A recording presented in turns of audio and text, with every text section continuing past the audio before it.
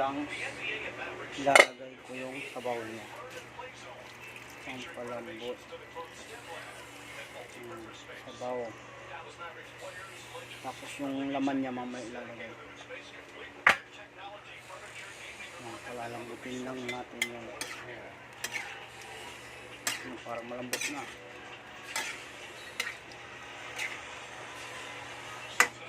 Lutuin ko siya sa mahinang apoy lang.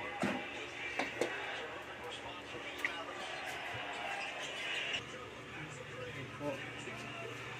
Guys, maglalagay na tayo ng mga avocado. Hindi live. Live yan.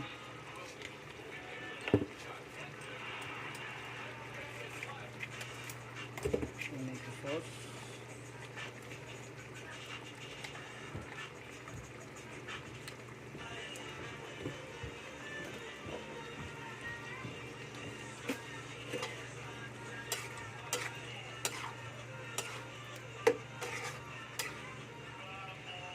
Sabay na natin yung kasi malambot yung karne. Sabay na natin yan.